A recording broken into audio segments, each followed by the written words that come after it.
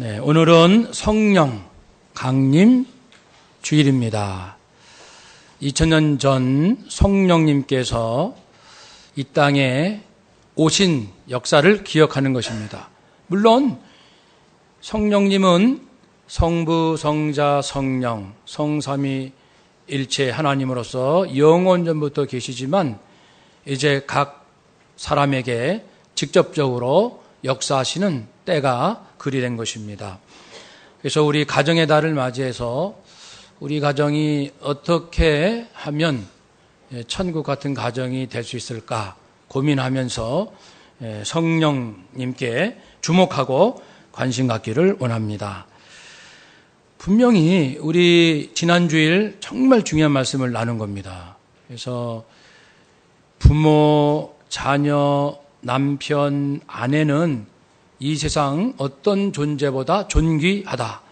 우리가 하나님 섬기는 마음으로 섬기고 돌볼 정도로 아주 소중하다는 것이고, 그렇게 가정에서 우리 가족들에게 섬김의 훈련하는 그것이 가장 좋은, 그리고 가장 높은 수준의 영성 훈련입니다. 그래서 내 신앙의 성장을 위해서 무엇보다도 가정 안에서 내가 해야 할 일에 힘쓰면 될 것입니다. 그리고 우리 가족이 서로 사랑하면 내게도 축복이 임하여서 내가 또 잘 돼요. 그래서 남편 잘 되게 하면 아내가 잘 되고, 아내를 잘 섬기면, 아내를 위해서 남편이 희생하면 남편은 아내에게 최고의 또 사랑을 받게 될 것입니다. 부모와 자녀 관계도 마찬가지입니다. 그래서 우리가 이런 이상적인 가정을 하나님께서 그려주셨는데 어떻게 하면 그것이 가능할 것인가, 그 부분에 대한 말씀, 오늘 말씀이 되겠습니다. 그래서 말씀을 통해서 그런 그 큰 그림, 그리고 하나님께서 주신 그 약속을, 그래서 우리 가족들이 나는 우리 가정이 제일 좋아. 아빠, 나는 우리 집이 제일 좋아요. 우리 자녀들 입에서. 여보, 나는 우리 집처럼 좋은 데가 없어. 이렇게 말이 나오도록 그런 가정을 만들어 갈 것입니다. 우리 사도 바울께서 오늘 말씀을 하시는데, 이 에베소서는 사도 바울이 그의 30년의 사역 거의 끝날 즈음 AD 62년경 로마에 가서 복음을 전하려 하다가 붙잡혀서 감옥에 갇히게 된 그 감옥에서 쓴 편지입니다. 그래서 에베소서, 빌레몬서, 빌립보서, 빌레몬서, 골로새서, 이 옥중서신 4권 중에 한 권입니다. 이 에베소서를 통해서 사도 바울은 에베소 교인들로 하여금 성도가 누구인가, 교회는 무엇인가, 성도가 곧 교회입니다. 성도는, 교회는 누구인가를 전하고, 그리고 이어서 오늘 본문으로 들어갑니다. 앞에서 1, 2, 3장에서 하신 말씀을 요약하면은 성도는 누구인가? 첫째는 하나님께서 선택하셨고, 둘째는 그리스도께서 피 흘려 죽으셨고, 셋째는 그 하나님의 계획과 예수님의 나 대신 피 흘려 죽으신 그 은혜를 믿고 예수님을 영접하게 하시는 그 믿음의 역사, 성령의 역사, 성부, 성자, 성령의 역사로 내가 하나님의 자녀가 되었다. 내가 하나님의 생명, 그리스도의 새로운 생명을 얻었다라는 것을 앞에서 쭉 설명하였습니다. 그래서 그러므로 앞에서 제가 설명드렸지 않았습니까? 우리는 새 생명을 얻었습니다. 나의 자격과 공로가 아닙니다. 그러면 우리가 이렇게 새 생명 얻은 자로서 우리는 어떻게 해야 할까요? 그러므로 주 안에서 갇힌 내가 여러분에게 권합니다. 비록 나는 복음을 전하다가 감옥에 갇혀 있지만 그것을 이제 기쁘고 감사와 담대함으로 얘기를 하고 있는 겁니다. 나는 주님을 위하여 일하다 감옥에 갇혀 있습니다. 그런 내가 여러분에게 권면합니다. 그렇습니다. 주님을 위하여 당한 고생, 하나님의 뜻을 이루기 위하다가 어려움 당한 일은 우리에게 영적인 권위를 줍니다. 그래서 나는 아무 고생 없어. 나는 삶이 굉장히 편안해. 그것은 아름다운 고백은 아니에요. 내가 평안하다 할지라도 주님을 위하여 살다 보니 평안하게 되었어요. 어려움과 고생이 와도 주님의 뜻대로 살려고 하다 보니 이런 어려움을 겪게 되었어요. 그게 중요한 거죠. 무엇 때문에 편안하고 무엇 때문에 고난을 당하는지 바울은 주님을 위하여 일하다가 감옥에 갇혔다라는 것을 기쁨으로 고백합니다. 여러분은 부르심을 받은 일이 있을 거예요. 거기에 합당하게 행하십시오. 부르심을 받은 일이라는 것은 새 생명을 얻은 것을 말합니다. 에베소서 1장 4절, 5절, 6절 우리 한번 넘겨봅시다. 에베소서 1장 4, 5, 6절. 네, 제가 개인적으로 굉장히 좋아하는 말씀 중에 한 부분인데요. 에베소서 1장 4, 5, 6절 함께 읽읍시다. 곧 창세전에 그리스도 안에서 우리를 택하사 우리로 사랑 안에서 그 앞에 거룩하고 흠이 없게 하시려고 그 기쁘신 뜻대로 우리를 예정하사 예수 그리스도로 말미암아 자기의 아들들이 되게 하셨으니 이는 그가 사랑하시는 자 안에서 우리에게 거저 주시는 바 그의 은혜의 영광을 찬송하게 하려는 것이라. 아멘. 제가 하나님 앞에 개인적으로 묵상 기도할 때 몇 가지 정해진 룰이 있습니다. 첫 번째는 성삼일체 하나님을 만나는 거예요. 묵상하는 거예요. 영원전부터 계신 하나님, 예수님, 성령님을 만나는 기도가 아니에요. 그냥 만나는 거예요. 그 시간이 있고 그 다음에 이 부분이 있습니다. 창세전에 모든 것이 지어지기 전에 성부, 성자, 성령께서 하신 일이 있다는 겁니다. 그것은 사랑 안에서 기쁘신 뜻대로 하나님의 사랑과 기쁨 가운데서 창세전에 우리를 택하시고 우리로 흠없게 하시려는 거룩한 삶을 살게 하시려고 작정하셨다는 겁니다. 그것을 이제 매일 묵상하는 거예요. 매일. 첫 번째는 성삼일체 하나님, 두 번째는 그분들이 창세전에 무엇을 결심하셨는가, 무슨 뜻이 있었는가를 묵상하는 겁니다. 사랑과 기쁨 가운데 우리의 구원과 거룩한 삶을 위하여 계획을 하시고 우리를 부르셨다. 그렇습니다. 부르심. 사도 바울은 말씀합니다. 여러분, 하나님께서 여러분을 부르셨어요. 영원한 생명을 얻게 하시려고. 그리고 흠없는 삶을 살라고 부르셨습니다. 또 에베소서 1장 14절에도 성령께서는 우리가 받을 상속을 보증해 주시고 하나님의 백성인 우리에게 완전한 자유를 누리게 하여 주십니다. 우리는 하나님의 영광을 찬양할 수밖에 없습니다. 공동 번역 개정판입니다. 성령께서는 우리에게 완전한 자유를 누리게 하신다는 겁니다. 듣기만 해도 기분 좋지 않습니까?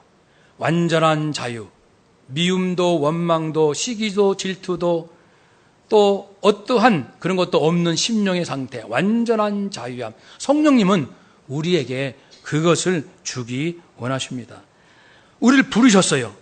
자, 이렇게 영생 얻고 완전한 자유, 물론 죄값으로 인한 사망 저주로부터의 완전한 자유뿐 아니고 이제 하나님께서 예수 생명, 예수 진리 누리는 자만이 얻을 수 있는 그 자유함 주신다고 했습니다. 여러분은 그것을 이미 받은 자입니다. 그러면 그런 자인 것을 안다면 합당하게, 그 부르심에 합당하게 행동하십시오. 합당하다는 것은 기둥을 하나 쿵 세우는 거예요. 여기 뭐가 하나 있는데 거기에 좀 짝이 되도록 잘 조화가 되는 어떤 기둥을 하나 세우라. 삶의 원칙과 기준을 세우라. 여러분들이 영생과 성령 안에서 누릴 영원한 자유를 누릴 수 있는 자로 부르심을 받았다면 이 부름을 받은 자답게 부르심을 받은 자와 조화가 되도록 합당한 새로운 삶의 기준을 여러분이 세워야 합니다. 그것이 이제 합당하게 살라는 겁니다. 새로운 기준이 필요합니다. 새로운 존재에는 새로운 기준, 새로운 정신, 새로운 가치관이 필요합니다. 여러분의 심령 속에 그런 기둥들을 세워 가십시오. 어떤 것들입니까? 우리 2절 함께 읽읍시다. 모든 겸손과 온유로 하고 오래 참음으로 사랑 가운데서 서로 용납하고 그랬습니다. 자, 새로운 기준입니다. 새 생명을 얻은 자, 완전한 자유를 누리기 원하는 사람들은 겸손하시오. 여러분, 오늘날은 겸손이라는 단어를 우리가 익숙히 듣지만은 예수님 당시에 겸손이라는 단어는 로마 제국에서 사람들이 싫어하는 단어였어요. 이거는 사람이 비굴한 것이고 비열한 것이고 비참한 것이고 천한 그러한 상태에 쓰이는 단어였습니다. 겸손한다는 뜻이, 이 단어가. 그런데 예수님께서 그 단어를 쓰신 겁니다. 나는 겸손하고 선포하신 거예요. 나는 겸손한 사람입니다. 나는 겸손합니다. 그러니까 세상 사람들의 기준으로 이제 이렇게 풀을 수 있습니다. 예수님 말씀, 나는 비천한 자입니다. 나는 능력이 없습니다. 나는 부자가 아닙니다. 나는 배운 것이 없습니다. 나는 군사적인 어떤 물리적인 힘이 없습니다. 나에게는 어떠한 명예도 없습니다. 나는 세상에서 말하는 어떠한 것도 없는 비천한 자입니다. 예수님의 선포입니다. 나는 겸손하고 온유하니 나는 가장 비천한 자입니다. 그러니까 사람들이 다 피하고 싶은 그 길로 예수님이 들어가셨다는 뜻이에요. 이게 혁명이네, 혁명. 새 생명을 얻은 자가 이 길로 들어가야 합니다. 오늘날도 마찬가지예요. 우리가 자꾸만 다른 사람보다 높아지려고 하면 반드시 그는 낮아진다고 했습니다. 예수님 본을 보여주셨습니다. 낮고 천한 인간의 몸으로 오셨습니다. 죽기까지 십자가에 복종하셨습니다. 이것은 모든 사람이 싫어하는 길이에요. 아름답지 않는 길입니다. 좁은 문입니다. 예수님께서 스스로 본을 보여주셨습니다. 그 길 속에 생명이 있습니다. 좁은 문에 생명이 있습니다. 그러니까 예수님께서 나는 겸손하다. 이것을 오늘날도 표현하면 직장에 딱 출근해서 마음속으로 말입니다. 사장님, 우리 부장님, 과장님, 저는 우리 회사에서 가장 지식이 부족한 자입니다.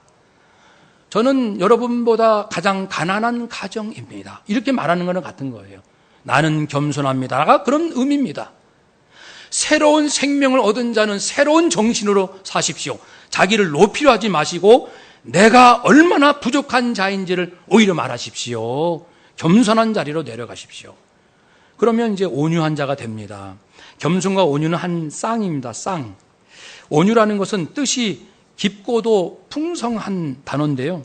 깊은 이해심이란 말도 있고 정중함도 있습니다. 중용이란 뜻도 있습니다. 어느 한편으로 치우치지 않는 겸손한 자만이 모든 사람보다 낮은 자리에 내려가려는 사람만이 사실은 가장 객관적인 시각을 가질 수 있어요. 어느 한쪽에 치우치지 않습니다. 욕심이 앞서고 자기 자랑이 앞서면은 벌써 분별력이 흐려져서 자기가 좋아하는 쪽을 극대화해서 자기만이 옳다라고 주장하는 그러한 그런 이제 어리석음에 빠진다는 겁니다. 온유라는 것은 겸손에 이어서 어느 한쪽에 치우치지 않는 사사롭지 않는 심정을 가지고 내 내면은 강하나 내 안에 있는 힘을 조절하여 부드럽게 표현하는 것이고 하나님 앞에서나 사람 앞에서 자신의 권리를 지나치게 주장하지 않는 것, 이것이 젠틀리스, 온유함입니다. 예수님께서 말씀하셨습니다. 나는 온유하다. 예수님은 바리새파다, 나는 바리새파 반대파다, 그걸 말씀하신 것이 아니고 하나님의 진리를 전하러 오셨습니다. 우리는 진보도 보수도 그게 중요한 것이 아니고 하나님이 무엇을 원하실까, 그것을 따라가는 사람이 새 생명을 얻은 사람의 새로운 삶의 기준인 줄로 믿습니다.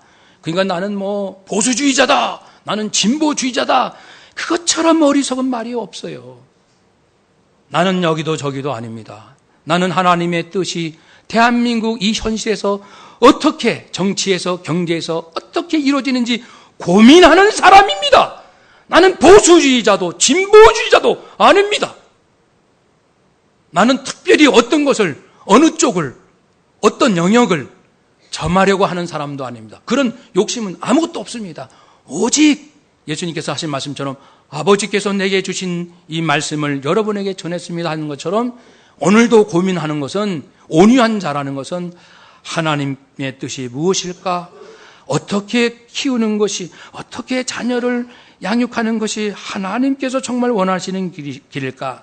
어떻게 부모를 공경하는 것이, 어떻게 남편과 아내와 형제를 대하는 것이 정말 하나님께서 원하시는 길일까? 그걸 고민하는 사람이 온유한 심령을 가진 자입니다. 또한 새 생명을 얻은 자들은 오래 참음이 필요합니다. 겸손하고 온유하고 그리고 오래 참음. 온유하면 오래 참을 수 있습니다. 하나님의 성품입니다. 내 안에 수많은 죄가 있지만 하나님께서 오래 참아주시고 깨우쳐주시고 우리에게 주시는 징계마저도 사랑의 마음입니다. 그러므로 이 오래 참음, 이것은 우리 그리스도인의 트레이드 마크입니다. 그래서 예수 믿는 사람은 오래 참는 사람. 예. 하나님의 사랑으로 말입니다. 인간의 의지로 오래 참으면요, 화병이 생겨요. 화병. 인간의 마음으로 억지로 꼭 참으면 내가 먼저 쓰러집니다. 그런데 신기하게 하나님의 사랑으로 참으면은 사도 바울처럼 참을 수 있어요. 스데반 집사님처럼 참을 수 있어요. 놀랍지요. 나를 죽이려고 돌멩이가 막 날라옵니다. 막 얼굴, 어깨, 온몸에 피투성이가 되고 계속 돌이 날라옵니다. 참습니다. 오히려 그들을 위하여 축복기도 할 수 있습니다. 그 힘이 어디서 왔습니까? 인간의 자존심? 인간의 의지가 아닙니다. 그리스도의 사랑. 예수님께서 하나님 보좌 우편에 서 계신 것을 스데반 집사님이 보지 않았습니까? 그래서 새 생명을 얻은 사람은 어떤 목표를 이룰 때까지 참아보자. 그런 참음이 아닙니다. 죽기까지 참는 거예요. 마지막까지 참는 겁니다. 왜냐하면 하나님의 사랑이 내 평생, 일평생 나와 함께 하시는데 언제까지만 참고 그 다음부터 참지 않는다는 것이 그게 어떻게 가능한 일입니까? 하나님의 사랑. 그래서 이 오래 참는 것의 다른 표현은 용납하는 것입니다. 사랑 가운데 서로 용납하십시오. 용납은 오늘날 상담에서 하는 용어로 하면 수용한다는 겁니다. 상대방의 단점, 결점, 연약한 부분을 있는 그대로, 내가 비난하는 게 아니고 있는 그대로를 일단 받아들이는 자세, 이것이 수용입니다. 이것도 역시 자존심으로 또는 교만한 마음으로 수용하는 것은 오래 못 가죠. 하나님의 사랑. 나도 얼마나 부족하고 허물과 그리고 연약함이 많은가, 이런 나를 지금까지 기다려주신 하나님의 그 오래 참으심, 그것을 생각하면서 상대방의 부족한 부분을 받아들이는 자세, 이것이 서로 용납하는 것입니다. 사랑이 아니면 불가능합니다. 사랑이 아니면. 여러분, 그래서 겸손하고 온유하고 오래 참고 용납하는 것, 하나님의 사랑으로 가능합니다.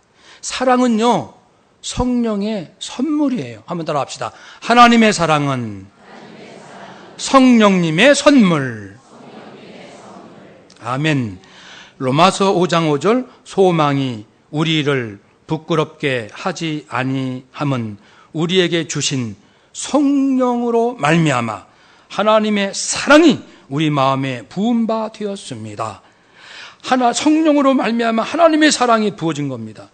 이렇게 해서 받은 사랑, 어떤 보상과 조건을 내걸지 않는 그 사랑이 새 생명을 얻은 자가 살아가는 새 시대의 힘이요 윤리입니다. 그 사랑으로 이제 우리는 겸손, 온유, 오래 참음, 용납할 수가 있습니다. 그러니까 이걸 회복해야 돼요. 가정에서. 남편의 월급에 따라서 남편에 대한 태도가 달라진다. 그게 이제 드러나는 거예요. 그게 이제 거짓 사랑인 거예요. 지금까지 사랑은 다 거짓입니다. 하나님이 말씀하신 사랑이 그 사랑이 아니거든요. 정말 영생을 얻은 자라면 그런 사랑에서 빨리 탈출해야 합니다. 자녀의 성적에 따라서 자녀 대하는 태도가 왔다 갔다 한다. 그 부모 사랑은 거짓된 사랑입니다. 그는 어디 가서도 환영받지 못합니다. 자기의 욕심의 표현일 뿐이에요. 내 안에 어떤 욕심이 있다는 것을 말할 뿐입니다. 사랑하는 여러분, 새로운 가정, 천국 같은 가정을 원하십니까? 성령님을 의지하십시오. 성령님, 제게 하나님의 사랑을 부어 주옵소서. 한번 더 합시다. 성령님, 제 안에 하나님의 사랑을 부어 주옵소서. 아멘. 그런 자만이 자기의 낮아짐 자리로 스스로 갑니다. 그래요. 나는 그렇게 많이 배우진 못했어요. 나는 그렇게 물질이 많지 않아요. 나는 경험이 많지는 않습니다. 저는 좀 성격적인 결함이 좀 있습니다. 자기의 부끄러움을 감추지 아니하고 오히려 바울처럼 연약함을 그리스도 안에서 자랑하노라. 내가 연약할 때 그리스도께서 그분의 능력이 드러나기 때문입니다. 그래서 높아짐을 내려놓고 낮아짐, 겸손, 온유로 내려가는 가족들이 서로 그러면요. 남편, 아내가 부부싸움 하다가 상대방의 자존심을 톡 하고 건드려요. 살짝. 그러면 그것이 이제 문제가 점점 커집니다. 전에도 말씀드렸지만요. 사람이 제일 싫어하는 것은 무시당하는 걸 제일 싫어합니다. 무시당. 특히 한국 사람은 무시당하는 것을 참을 수가 없습니다. 누구한테 무시당하는 것. 그러니까 무시당하지 않기 위해서 인맥, 학맥, 지연 온갖 것을 다 끌어당깁니다. 나 이렇게 힘이 있어요. 나 친한 사람, 힘 있는 사람이 이렇게 많이 있어요. 이렇게 재산이 많아요. 나 이렇게 건강해요. 나 이래요. 저래요. 왜 자꾸만 사람들이 그런 얘기 하냐면 나를 무시하지 마시오. 친구들, 나 무시하지 마. 그런 얘기를 하는 거예요. 그래서 사람들에게 많은 그 허울과 거짓과 위선과 체면과 그런 것으로 전부 이렇게 포장하고 다니는 거예요. 심령이 얼마나 피곤하고 외롭고 허무하고 허탈하겠습니까? 나는 좀 부족합니다. 그런 사람은 마음이 건강합니다. 오히려 하나님의 도우심이 쫙 임하는 것이죠. 결론적으로 이 새 생명을 얻은 사람은 이 네 가지가 모이면 어떻게 됩니까? 3절을 읽읍시다. 평안에 매는 줄로 성령이 하나 되게 하신 것을 심써 지키라. 다시 한번요. 평안에 매는 줄로 성령이 하나 되게 하신 것을 심써 지키라. 아멘. 천국 같은 가정을 만들기 원하시면은 심써 지켜야 할 것이 있습니다. 심써 지켜야 할 것. 그것은 성령이 하나 되게 하신 것입니다. 성령이 하나 되게 하신 것이 무엇입니까? 그것은 하나님과 죄인인 내가 하나 되게 하신 것, 나와 다른 사람이 등 돌린 것을 하나 되게 하시는 것, 그런 역사를 말합니다. 그래서 성령이 하나 되게 하시는 역사는 단계가 그렇습니다. 먼저는 하나님과 내가 하나 되고 하나님을 아버지라 부르고, 그리고 이 사랑으로 이웃, 가족과 그리스도의 사랑으로 나누니까 그 사람과 사이가 좋아지고, 세 번째가 중요합니다. 세 번째는 나를 통한 그리스도의 사랑, 자존심으로 인한 사랑인 척하는 거 말고요. 진짜 그리스도의 사랑을 받은 사람은 그리스도와 화평하게 된다는 것입니다. 그것이 고린도 후서 5장 18절에 나옵니다.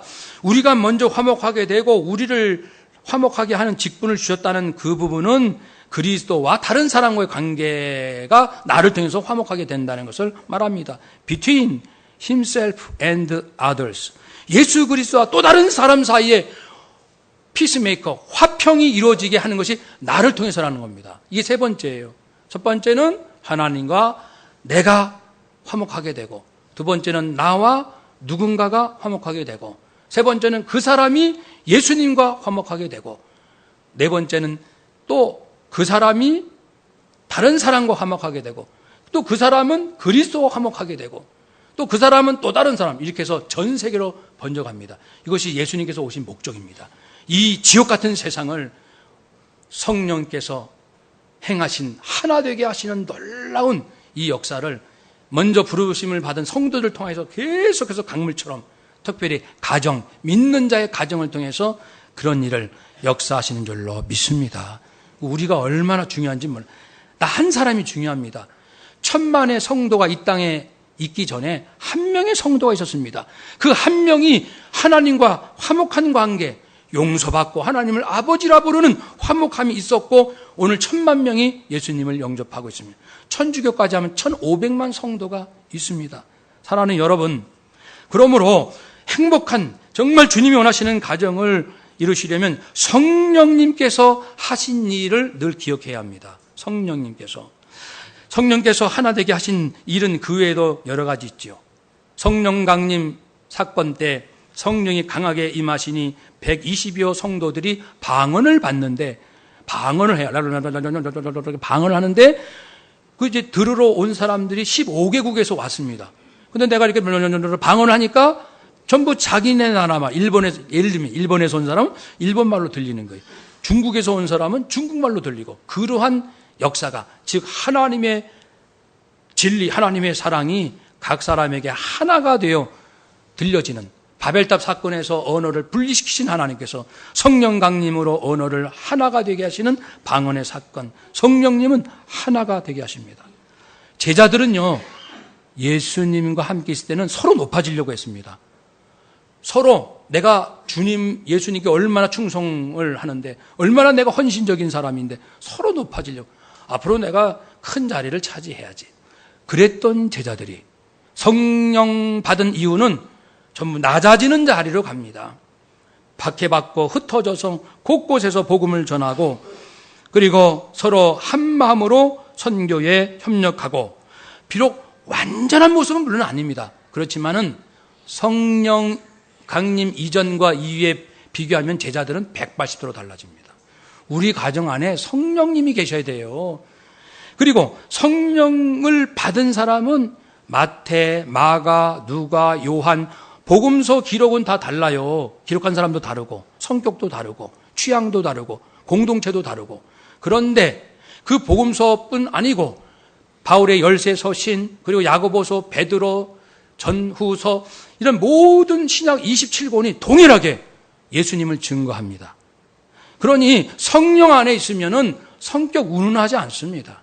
물론 남자와 여자의 차이점, 또 무슨 뭐 A형, B형, D형, O형, 뭐 AB형의 뭐 차이점, 그리고 뭐 애니아그램, 또 뭐 MBTI, 많은 성격 유형들이 있는데 성령 안에서는 그거 문제가 되지 않습니다. 성령님은 9가지, 성령의 9가지 열매, 한번 따라서 합시다. 사랑, 희락, 화평, 오래 참음, 자비, 양선, 충성, 온유, 절제, 성령의 열매예요. 그럼 이 9가지가 하나하나 성격의 특성을 말하기도 해요.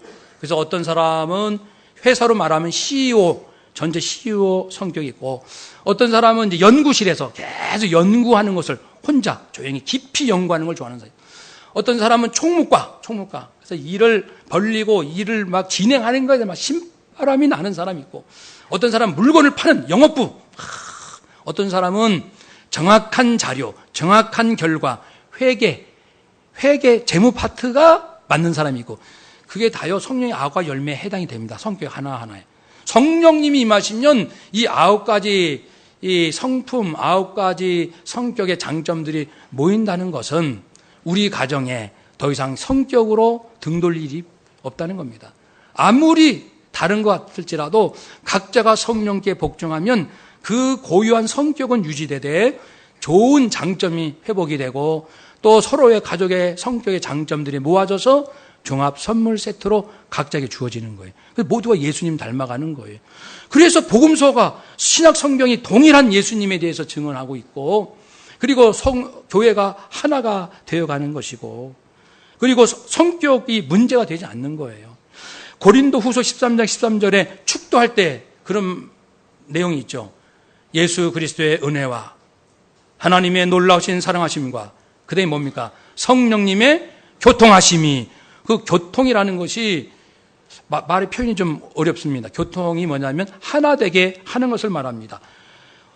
join은 이제 묶는다. join all your heart. 여러분의 모든 마음을 together, 하나 되게. 성령님은 성격, 직업, 적성, 배경, 환경을 다 초월해서 모든 성도들을 join together, 하나로 꽉 묶는 그런 역사가, 그런 능력이 성령에 의해서 이루어진다고 말씀했습니다. 그러니까 우리 가정에 성령님을 모셔야 부부싸움이 줄어듭니다. 성령님을 모시면 3대 갈등이 놀랍게 줄어듭니다. 근데 성령 무시하고 자기 주장, 철학, 사상, 경험, 지식, 자기의 자존심, 서로 이걸 내세우려고 하니까 어찌 하나가 되겠습니까? 사랑하는 여러분, 이처럼 영생, 새로운 생명을 얻은 자는 새로운 질서에서 살아야 되는데 이미 성령께서는 계속해서 하나가 되게 하는 역사를 하고 계신다는 걸 말씀합니다. 두 번째는 그것을 우리가 이제 지켜야 된다. 우리가 거기 따라가야 된다는 겁니다. 성령님, 알아서 하세요. 성령님, 저기 저 남편 마음 알아서 좀 어루만져 주세요. 저 고집 좀 꺾어 주세요.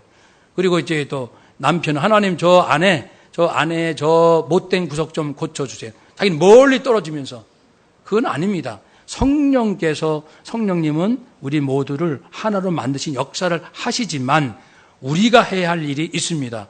그것이 3절에 평안에 매는 줄로 힘써 지키라. 여러분 각자는 평안으로 가족이 하나가 되도록 노력을 해야 합니다. 그런 뜻입니다. 하나님과 내가 어떻게 하나 되었는지 거기에 비밀이 있어요. 그것만 잘 생각하시면 복잡할 거 하나도 없어요. 인간관계가 왜 복잡합니까? 왜 어렵습니까? 하나님께서 나를 어떻게 사랑하셨는지 관심이 없으니까 그래. 관심이 없으니까요. 하나님께서, 예수님께서 나를 위해서 어떠한 수모, 고통, 채찍, 비난, 그리고 피 흘려 죽으셨는지 그 예수님의 사랑과 아픔에 내가 들어가지 않으니까 자꾸만 다른 사람이 내 눈에 거슬리는 거예요. 예수님의 십자가 사랑에 푹 젖으면 사람들이 예뻐 보인다고요. 예뻐 보입니다. 하나님의 사랑이 멀어지니까 저 친구는 저래서 싫고 저 사람은 저게 마음에 안 들고 저 사람은 저게 내가 영 친구할 수가 없고 이것 고르고 저것 고르고 맞는 사람이 어디 있어요? 전 세계에. 자기도 나도 내가 마음에 안 드는데. 그러니까 성령 떠난 그리스도의 십자가 사랑을 떠난 행복한 가정? No, 불가능합니다. 스스로 체면상 유지만 하고 있고 마음은 각각 남이 되고 맙니다. 결단합시다. 이왕 살 바에 누군가는 이 길로 먼저 가야 돼요. 이 길로 가야 됩니다. 가족 안에 누군가가 이 십자가의 길, 이 좁은 문, 이 생명, 주님의 사랑으로 끝까지 겸손, 온유, 인내, 용담의 길로 끝까지 용납의 길로 가기로 누군가가 결심을 해야 돼요. 죽기를 각오하는 사람이 가족 중에 한 사람이 있어도 그 가정은 다 살아납니다. 근데 내가 왜 죽어? 그러면 다 무너집니다. 겉으로만 가족이고 알맹이 전부 모래알처럼 흩어져 있습니다. 심령이. 한 사람이 죽음이 필요하다니 예수님께서 먼저 죽으셨으니 그 다음 구원받은 우리가 죽을 차례입니다. 한번 따라 합시다. 이제는 우리가 죽을 차례입니다. 아멘.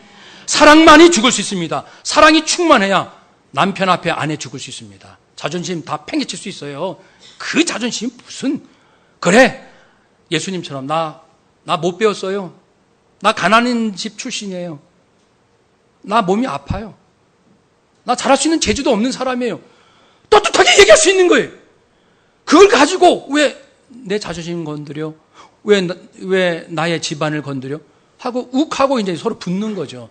십자가 사랑으로 죽을 줄 모르는 사람은 어딜 가나 인간관계가 불안한 겁니다. 살 길은 여기 있습니다.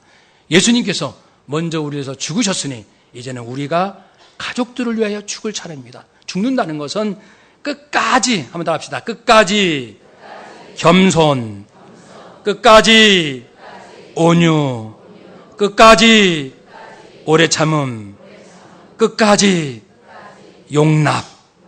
그렇게 되면은 내가 끝까지 죽기를 하고 내가 가면 놀랍게 가족들이, 마음들이 오늘부터 남편 마음, 아내, 부모, 자녀 마음들이 변화되기 시작합니다. 그래서 이야, 우리 집 정말 놀랍다. 어쩌면 이렇게 우리 가족들 아름다운가. 그런 천국 같은 가정, 주의 약속대로 반드시 이루어질 줄로 믿습니다. 아멘. 기도하겠습니다.